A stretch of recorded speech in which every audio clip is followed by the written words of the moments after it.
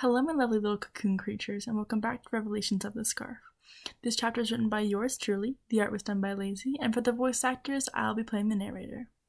Hi, I'm Lazy, and I'll be playing Marinette / Ladybug and Alya. Hi, I'm January, and I'll be playing Adrien / Noir, Nino, and Lovelore.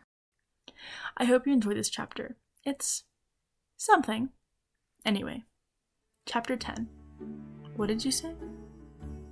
Things couldn't have been more perfect.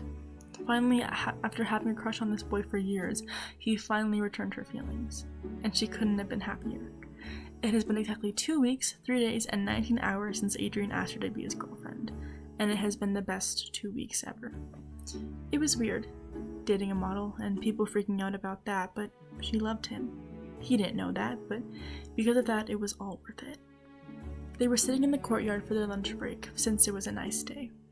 Alya was sitting between Nino's legs, while Marinette was sitting between Adrien's. I wonder where Hawkmoth is. He hasn't sent out an akuma in a while. Nino said. Alya turned around and shushed him. Don't jinx it. Marinette and Adrien laughed and continued eating. Marinette was up against Adrien's front, leaning her head on his shoulder. He leaned into her touch, running his hands up and down her arms. Y'all are adorable. Just so you know, you're making me feel single. Alya said. Hey! Nino said, making Alya laugh. Marinette turned her head to look at Adrien. Well, I do like him. Just a little. Adrien raised an eyebrow. Just a little bit? He said, then only pecked his lips. They continued to have lunch like they have for the past 2 weeks, until there was a boom from across the city. Alya averted her gaze the second she heard the boom. She pulled out her phone when the loud noise indicating that there was an akuma attack rang through the area. You literally jinxed it, Nino. Alya said. Marinette started to freak out. Come on, we have to go. Alya looked at Marinette and nodded, grabbing Nino's hand and pulling him towards safety. Marinette did the same for Adrien. Once they were inside, Marinette looked at her phone, trying to get some context of the akuma. When she looked at the screen, she saw people being blasted with the villain's magic, making them say the most hurtful and terrible things, making even more negative energy spread through Paris. We need to get you to safety, Marinette said. I'm fine. You need to get home and make sure your parents are okay. I'll be fine. No, they'll be fine. They know what to do, but you need to hide. Marinette said, ushering him through the hall so she could find some place safe for him. Marinette, I'm fine. You need to go. Adrien said. Marinette turned to look at him. Why on earth would I need to leave? I need to make sure you're safe. No, I know. It's just, you need to make sure that everything is fine at home. Make sure that the people you care about are safe. I care about you, so I'm focusing on you, and we need to find you someplace to hide. Marinette, you need to go. The world needs Ladybug. Adrien blurted out. Marinette stopped moving. Marinette stopped moving. She turned around to him. What did you just call me? Adrien's eyes went wide. What? Marinette looked around then back to him. What did you say, Adrien? What are you talking about? I said Adrien blabbed. No, don't lie to me. What did you just call me? Marinette said with a stern voice. He didn't answer, looking to the floor.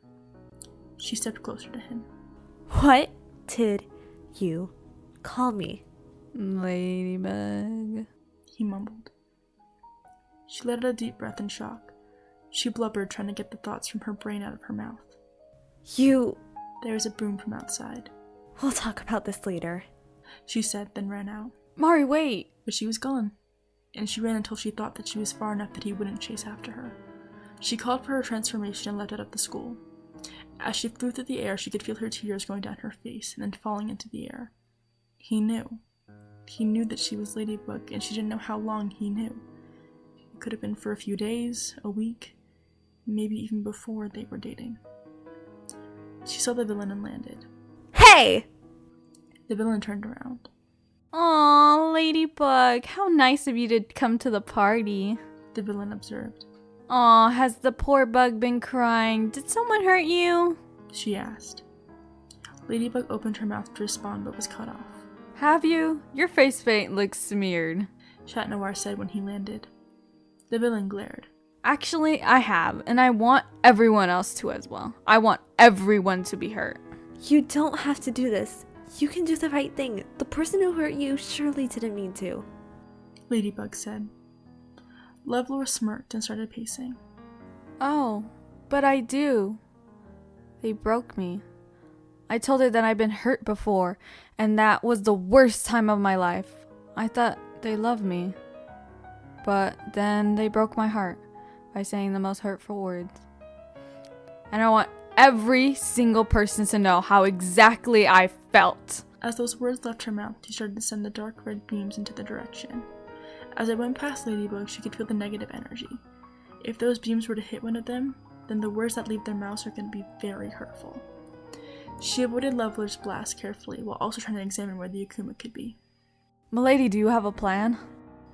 Noir asked. I'm thinking, Shaw. Ladybug said. She then spotted a heart-shaped piece of paper that was tinged purple on her red costume. Bingo. Shaw, the heart-shaped paper! It's purple while everything else on her costume is red! Ladybug said, swinging her yo-yo to avoid yet another attack. Nice one. Maybe we can use a little luck? Shat said. Ladybug nodded. Lucky charm! A red glow filled the air, and once it was gone, a toy sticky hand fell into her hands. I really don't think this is a time to be playing with toys. Noir said while knocking back Lovelore. They both ran to each other so they could come up with a plan. Okay, give me a minute to think. Of course, Shat started. But he was then cut off by being hit by one of Lovelore's blasts. No! Ladybug yells, then shot back Lovelore so that she couldn't strike her. Just shut up, Ladybug. You don't have to talk when you don't have to. Noir said. His eyes were black with a speckle of red. Huh? Ladybug stuttered, tears starting to fill her eyes. No, Marinette, you're the most Ladybug's eyes went wide, and she got knocked back into reality. What did you say? It's getting crazy!